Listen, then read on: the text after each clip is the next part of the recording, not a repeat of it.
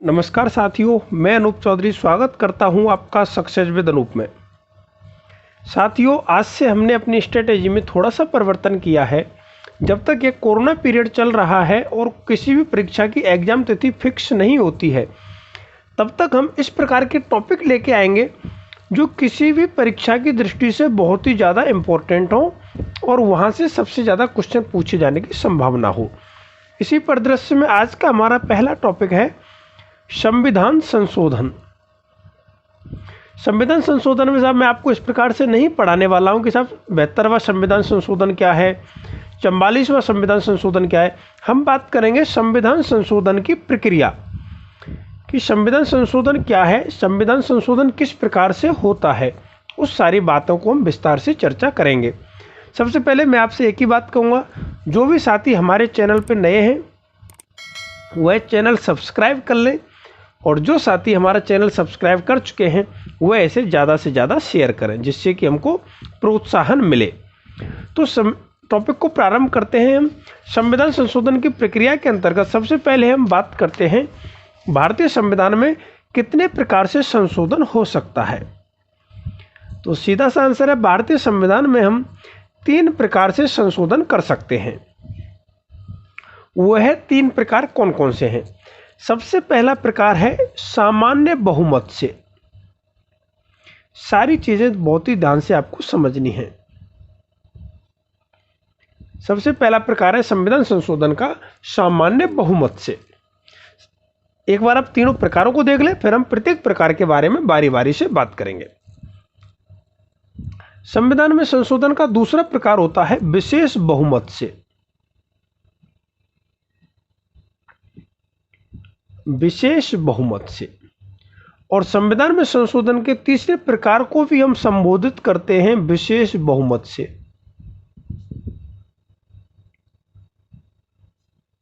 यह विशेष बहुमत किस प्रकार से है, इसको एक बार देख लें। ये जो दूसरा हमने प्रकार बताया विशेष बहुमत से, इसमें ध्यान रखना है सदन की कुल सदस्य संख्या का बहुमत। जब हम विशेष बहुमत से किसी भी संविधान संशोधन की बात करेंगे तो उसमें पहली शर्त होगी सदन की कुल सदस्य संख्या का बहुमत प्लस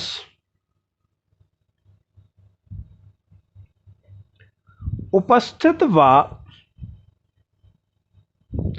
मतदान करने वालों का 2/3 बहुमत। उपस्थित व मतदान करने वालों का 2/3 बहुमत।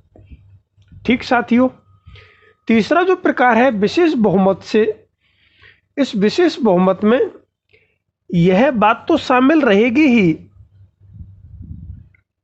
सदन की कुल सदस्य संख्याओं का बहुमत प्लस उपस्थित व मतदान करने वालों का 2/3 बहुमत। इसमें एक शर्त और जुड़ जाएगी, आधे राज्यों के विधानमंडल के अनुमोदन से। आधे राज्यों के विधानमंडल के अनुमोदन से। अब हम प्रत्येक बहुमत को बारी बारी से समझते हैं। सबसे पहले हम बात करते हैं सामान्य बहुमत से कि सब संविधान में सामान्य बहुमत से किस प्रकार संशोधन किया जा सकता है। बहुत ही आसान है, इसमें से कोई भी क्वेश्चन आपसे नहीं पूछा जाता है, लेकिन हमें इसकी जानकारी होना जरूरी है। सामान्य बहुमत से देखिए सर, सामान्य बहुमत से तात्पर्य क्या है। जैसे अगर हम मोटे तौर पे बात करें, हमारी लोकसभा में इस समय 543 सदस्य हैं। 543 सदस्यों में 543 सदस्यों का आधे से एक अधिक बहुमत कितना होता है? 272 सदस्य। आधे से एक अधिक जैसे ही हमें बहुमत मिल जाएगा तो वह सामान्य बहुमत की श्रेणी में आता है। और एक अन्य उदाहरण से समझें, मान लीजिए किसी दिन, ये तो लोकसभा में सब कुल सदस्य हैं हमारे, मान लीजिए किसी दिन उस लोकसभा में 100 सदस्य हैं और कोई विधेयक वहां पेश किया गया सब, तो ये जो 100 सदस्य हैं, 100 सदस्यों में से जैसे ही 51 सदस्य उसके पक्ष में मतदान कर देंगे,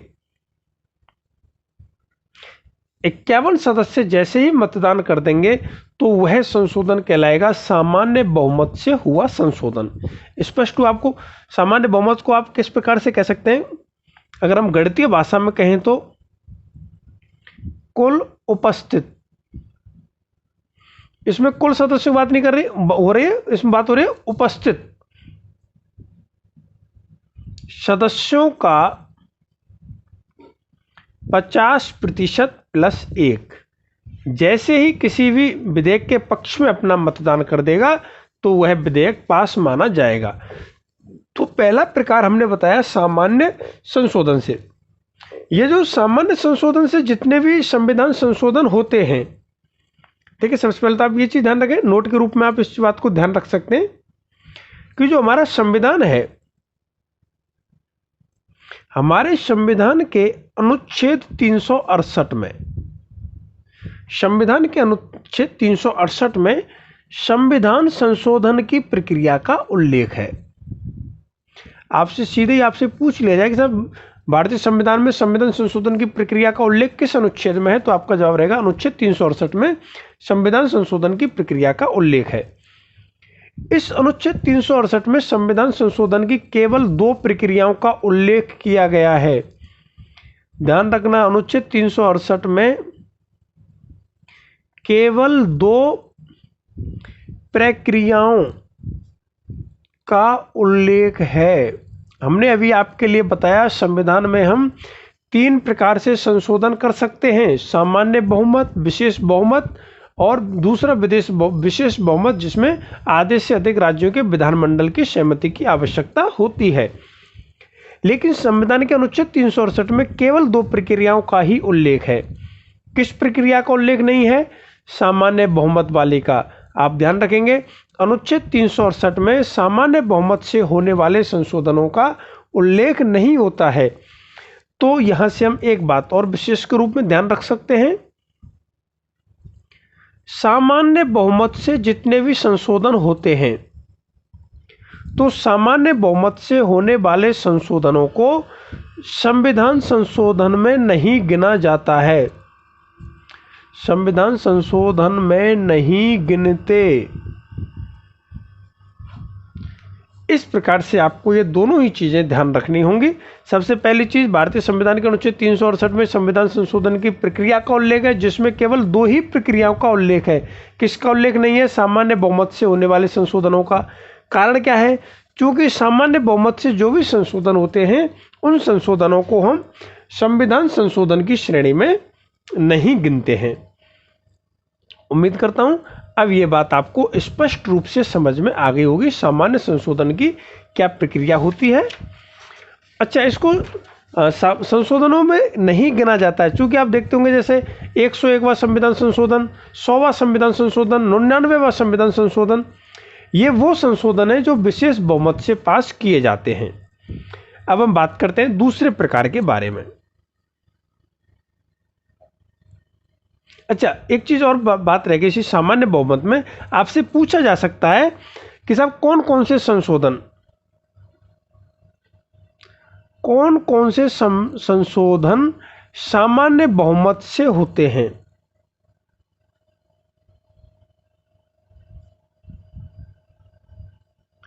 कौन कौन से संविधान संशोधन सामान्य बहुमत से होते हैं? आपको ये केवल 6 से 7 संविधान संशोधन प्रकार के संशोधन है जो सामान्य बहुमत से होते हैं।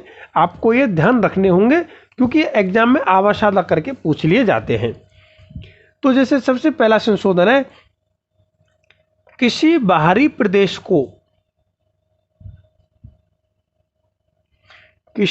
प्रदेश को भारतीय राज्य क्षेत्र में शामिल करना।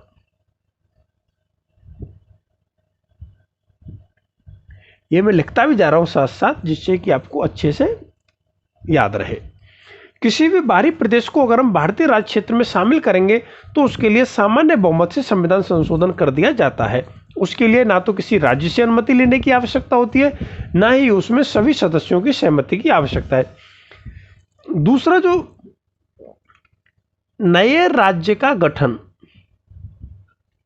मान लीजिए भारत सरकार को लगे कि साहब राजस्थान के हमेशा टुकड़े कर देने चाहिए, तो भारत सरकार सामान्य बहुमत से ही हमारे राज्य को 2 हिस्सों में बांट सकती है, यानी कि नए राज्य का गठन कर सकती है। कितनी आसान प्रक्रिया दी गई है। किसी, जैसे आपने देखा होगा उत्तर प्रदेश में से उत्तराखंड को अलग किया, तो वो एक सामान्य बहुमत से ही नए राज्य का गठन हो गया था। राज्य की सीमा में परिवर्तन।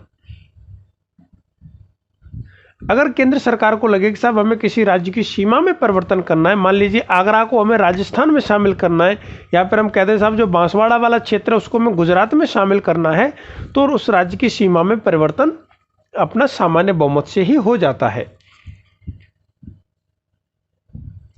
राज्य के नाम में परिवर्तन। किसी भी राज्य के नाम में परिवर्तन करने के लिए भी हमें सामान्य बहुमत से संशोधन की आवश्यकता होती है। किसी प्रदेश में विधान परिषद का गठन करना, लिख देता हूं, किसी प्रदेश में विधान परिषद का गठन करना या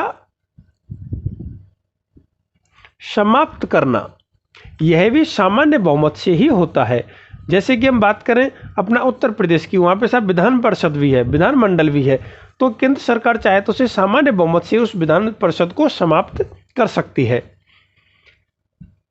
और अगला जो संशोधन है इसी में संघ शासित प्रदेशों का प्रशासन। संघ शासित प्रदेशों का प्रशासन, ये जो 6 प्रकार के संशोधन हैं, केवल यही सामान्य बहुमत से पास किए जाते हैं।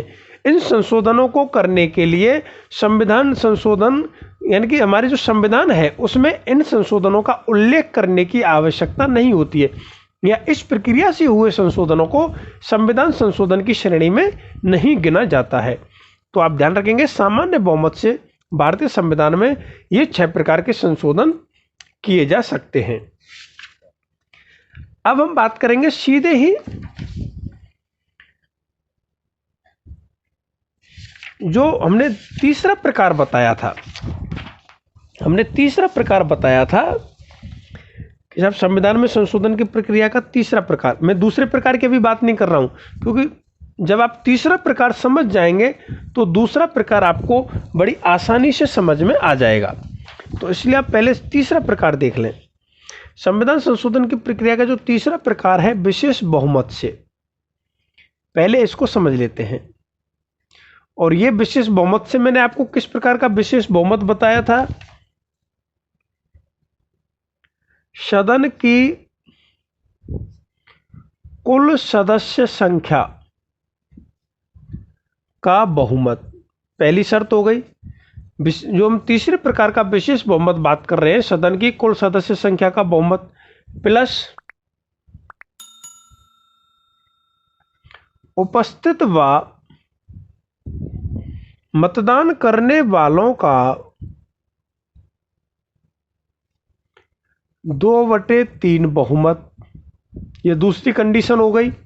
सदन की कुल सदस्य संख्या का बहुमत और उपस्थित व मतदान करने वालों का 2/3 बहुमत। तीसरी शर्त क्या है? आधे राज्यों के विधानमंडल के अनुमोदन से, यह सब तीसरी शर्त हो गई। तो इस प्रकार का संशोधन यह सबसे कठिन संशोधन माना जाता है। आपको पता होगा जब हम भारतीय संविधान की विशेषता पढ़ते हैं तो वहां एक शब्द आता है, भारतीय संविधान लचीला होने के साथ साथ कठोर भी है। जो सामान्य बहुमत से जो संशोधन हो रहा है वह किस प्रकार का श्रेणी में आ रहा है? लचीले की श्रेणी में आ रहा है। लेकिन जो इस विशेष बहुमत से संविधान संशोधन होगा वह किस प्रकार की श्रेणी में आता है? कठोर की श्रेणी में आता है। तो आप प्रत्येक पंक्ति को ध्यान से समझें। सदन की कुल सदस्य संख्या का बहुमत, जैसे अगर हम बात करें लोकसभा की, लोकसभा में सदस्य हैं 543, तो पहली शर्त को पूरा करने के लिए हमें कम से कम कितना बहुमत चाहिए? 272।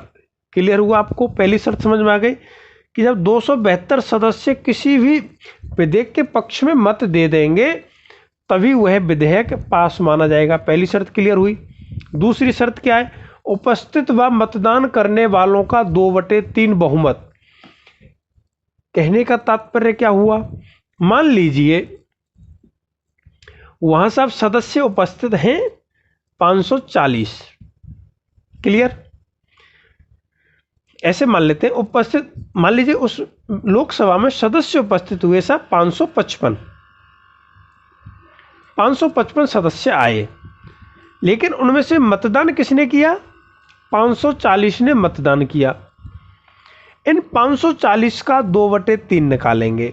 540 का 2/3 आप निकालिए तो 3 से आप जब 540 को डिवाइड करते हैं, 1 3 8 24 0, 180 दूनी 360, कितना आ गया? 360 सदस्य। ये 360 सदस्य 272 से अधिक हैं? बिल्कुल हैं। तो दो शर्तें पूरी हो गई, सदन की कुल सदस्य संख्या का बहुमत और उपस्थित व मतदान करने वालों का 2/3 बहुमत। तीसरी शर्त, आधे राज्यों के विधानमंडल के अनुमोदन से।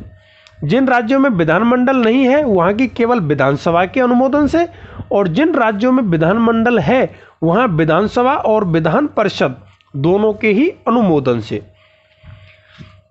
जब ये क्वेश्चन एग्जाम में आता है तो स्टूडेंट अक्सर करके गलती कर जाता है। क्वेश्चन सामान्य सा होता है, निम्न में से किस प्रकार की शर्त विशेष बहुमत में शामिल नहीं है? तो वहीं जो विधानमंडल है यहां लिखा आता है आधे राज्यों के विधानसभा के अनुमोदन से। अब चूंकि विधानसभा नहीं है, सही क्या है? विधानमंडल।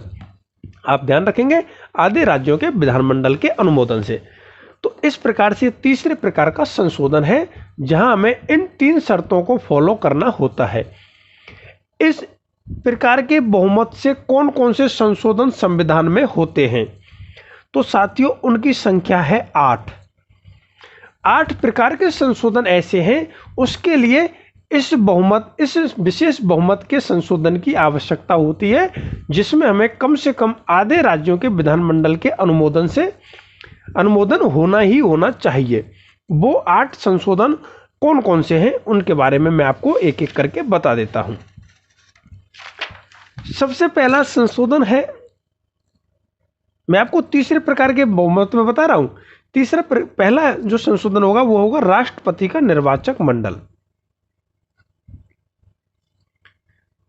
राष्ट्रपति के लिए कौन मतदान करेगा, कौन मतदान नहीं करेगा, अगर इस प्रकार का हमें संविधान में संशोधन करना हो तो उसके लिए हमें तीसरे प्रकार के संशोधन की आवश्यकता होती है।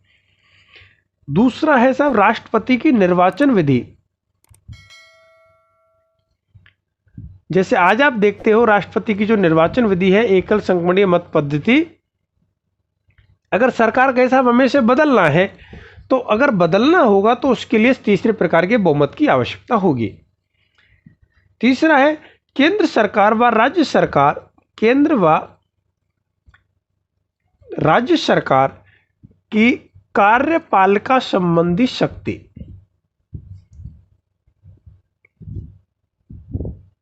केंद्र सरकार व राज्य सरकार की कार्यपालिका संबंधी शक्ति। चौथा प्रकार है उच्चतम न्यायालय यानी कि SC, supreme court plus high court. इनके लिए अगर किसी प्रकार के संशोधन की आवश्यकता होगी तो भी हमें तीसरे प्रकार के बहुमत को फॉलो करना होगा। पांचवा है संसद में राज्यों का प्रतिनिधित्व। किस राज्य से लोकसभा में कितनी सीटें रहेंगी, किस राज्य से राज्यसभा में कितनी सीटें रहेंगी, इस प्रकार का अगर हमें कोई संशोधन करना होगा तो उसके लिए हमें तीसरे प्रकार के संशोधन की आवश्यकता होती है। छठवां है 7वीं अनुसूची। 7वीं अनुसूची में अगर किसी प्रकार का संशोधन हो, अब आपको यहां ध्यान रखना होगा 7वीं अनुसूची किससे संबंधित है? 7वीं अनुसूची संबंधित है केंद्र व राज्यों के मध्य विषयों का बंटवारा। जो आप पढ़ते हो ना, संघ सूची, राज्य सूची, समवर्ती सूची, तो इसका जो उल्लेख है वह कहाँ है? 7वीं अनुसूची में। अगर हमें 7वीं अनुसूची में कोई संशोधन करना है तो उसके लिए भी हमें इसी संशोधन की विशेष बहुमत वाले, जिसमें आधे राज्यों के प्रतिनिधित्व का आवश्यकता है, इसकी आवश्यकता रहेगी। अगला है साहब, जो यूनियन टेरिटरीज हैं, संघ शासित प्रदेश हैं, संघ शासित प्रदेश, इन संघ शासित प्रदेशों के लिए अगर उच्च न्यायालय की स्थापना करनी है तो उसके लिए भी इसी संशोधन की आवश्यकता होती है। और अंतिम, अगर साहब कोई सरकार जिद पे आ जाए कि हमें तो अनुच्छेद 368 में ही संशोधन करना है, अनुच्छेद 368 जो कि स्वयं संविधान संशोधन से संबंधित है, अगर इसी में संशोधन की आवश्यकता सरकार को महसूस हो जाए तो उसके लिए भी इसी तीसरे प्रकार के विशेष बहुमत वाली प्रक्रिया को फॉलो करना होगा। तो ये 8 प्रकार के संविधान संशोधन, इस तीसरे प्रकार जो मैंने आपको तीसरा प्रकार अभी थोड़ी देर पहले बताया है, जिसमें सदन की कुल सदस्य संख्या का बहुमत, उपस्थित व मतदान करने वालों का 2/3 बहुमत और आधे राज्यों के विधानमंडल के अनुमोदन से, इसको फॉलो करना होगा। अब इसके लिए शर्त क्या क्या है भाई? सरकार इसमें भी चालाकी चल सकती है। मान लीजिए साहब उसकी लोकसभा में तो बहुमत है सरकार के पास और राज्यसभा में बहुमत नहीं है, तो सरकार क्या चालाकी चलेगी? ठीक है, हम क्या करते हैं, एक संयुक्त बैठक का आह्वान कर लेते हैं। तो इस प्रकार के संशोधन के लिए कुछ शर्तें आपको ध्यान रखनी होती हैं। जो इस प्रकार का जो विधेयक है, मैं भी तीसरे प्रकार के संशोधन की ही बात कर रहा हूं। इस प्रकार के संविधान संशोधन में जो राज्यों के विधानमंडल हैं, राज्यों के विधानमंडल, ये राज्यों के विधानमंडल भी किसी भी विधेयक को, जो भी आपको थोड़ी देर पहले मैंने आपको बताया, सदन की कुल सदस्य संख्या का बहुमत और उपस्थित व मतदान करने वालों का 2/3 बहुमत, इसी प्रक्रिया से पास करेंगे। जब राज्य के पास वो विधेयक जाएगा तो वह भी इसी प्रक्रिया को फॉलो करेगा। और बात, ये जो विधानमंडल है, इस संशोधन में क्या विशेष कर सकता है? वह केवल 2 ही कार्य कर सकता है। वो 2 कार्य कौन कौन से कर सकता है? पहला कार्य, या तो अनुमोदित कर देगा, भाई सहमति दे देगा कि हम भी इस विधेयक से संतुष्ट हैं और यह विधेयक हम पास करते हैं। दूसरा क्या कर सकता है? अनुमोदन से इनकार, या अनुमोदन से इनकार, या फिर कह देगा हम इस विधेयक को पास नहीं करते हैं। तो राज्य केवल यही 2 कार्य कर सकता है, उस विधेयक में किसी भी प्रकार का संशोधन नहीं कर सकता, ना ही संशोधन करने का कोई प्रस्ताव सरकार को दे सकता है। या तो उस विधेयक को अनुमोदित करेगा या फिर अनुमोदन करने से इनकार कर देगा। ठीक साथियों, तो नोट के रूप में आप ये चीज ध्यान रख सकते हैं। जो राज्य विधानमंडल हैं, वो राज्य विधानमंडल इन विधेयकों में संशोधन नहीं कर सकते, विधेयकों में संशोधन नहीं कर सकते। उम्मीद करता हूं साथियों आपको ये बात समझ में आ गई होगी। और क्या बात है, ये जो मैंने आपको तीसरा प्रकार का विशेष बहुमत बताया है, इस विशेष बहुमत के लिए संयुक्त बैठक का प्रावधान नहीं है।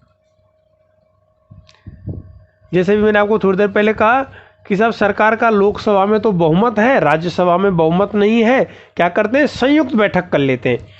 तो इस प्रकार के विधेयक के लिए संयुक्त बैठक का कोई भी प्रावधान नहीं है। आपको वह विधेयक पहले लोकसभा में पास कराना पड़ेगा, उसके बाद राज्यसभा में पास कराना पड़ेगा, उसके बाद उसके लिए 16 राज्यों से अनुमति लेनी पड़ेगी, तभी जाकर के वह विधेयक संविधान संशोधन बन पाएगा। क्लियर हुआ साथियों आपको? और क्या बात ध्यान रख सकते हैं, ये जो विधेयक हैं, संविधान संशोधन जो विधेयक हैं, यह किसी भी सदन में रखे जा सकते हैं। संविधान संशोधन विधेयक किसी भी सदन में रखे जा सकते हैं। किसी भी सदन से क्या तात्पर्य हमारा, या तो आप उन संविधान संशोधन विधेयकों को लोकसभा में रख दीजिए या फिर राज्यसभा में रख दीजिए। लोकसभा में भी पहल की जा सकती है और राज्यसभा में भी पहल की जा सकती है। ये जो संविधान संशोधन है दोनों ही सदनों से पास होना अनिवार्य है। ऐसा नहीं साहब लोकसभा तो पास कर दे और राज्यसभा पास नहीं करे, दोनों ही इस विधेयक को पास करेंगे। और अगेन रिपीट कर देता हूं, संयुक्त बैठक का कोई प्रावधान नहीं है, किसी भी कंडीशन में संयुक्त बैठक नहीं की जा सकती। ठीक साथियों, तो ये हमारा आज का टॉपिक था संविधान संशोधन से संबंधित। अब आपके माइंड में आ रही होगी बात कि साहब सर ने दूसरे प्रकार के बारे में नहीं बताया। ये जो दूसरा प्रकार हमने छोड़ दिया, इसके लिए मैं ब्लैक पेन यूज कर लेता हूं। ये जो दूसरा प्रकार हमने छोड़ दिया भाई, सामान्य बहुमत से जो संशोधन होते हैं, सामान्य बहुमत से मैंने आपके लिए कितने संशोधन बताए थे, ये लीजिए दोबारा से बता देता हूं। सामान्य बहुमत से मैंने आपके लिए यहां पे 6 संशोधनों का उल्लेख किया था। क्लियर हुआ आपको? वापस से आप रिपीट कर लेना। सामान्य संशोधन से ये सामान्य बहुमत से 6 प्रकार के संशोधन होते हैं। विशेष बहुमत से ये 8 प्रकार के संशोधन होते हैं। इन संशोधनों के अलावा अगर संविधान में किसी भी प्रकार का संशोधन किया जाता है तो उसके लिए इस दूसरे प्रकार के विशेष बहुमत के संशोधन की आवश्यकता होती है। क्लियर साथियों? ये मैंने आपको कंडीशन बताई थी, वो आप ध्यान रखेंगे। उम्मीद करता हूं संविधान संशोधन की प्रक्रिया से संबंधित अब आपके माइंड में कोई भी कंफ्यूजन नहीं रहा होगा। निश्चित रूप से आपको यह क्लास अच्छे से समझ में आई होगी, आप इससे जरूर लाभान्वित होंगे। कोई क्वेश्चन एग्जाम में से अगर आया तो अब उस क्वेश्चन को आप गलत नहीं करेंगे, ऐसी मुझे उम्मीद है। तो साथियों आज के लिए बस इतना ही, मिलेंगे नेक्स्ट क्लास में नए टॉपिक के साथ। तब तक आप अपना ध्यान रखें, अपने घर वालों का ध्यान रखें, प्लस सोशल डिस्टेंसिंग का पालन करें, बिना मास्क के घर से बाहर ना निकलें और घर से बाहर तभी निकलें जब कोई ज़रूरी काम हो। धन्यवाद साथियों।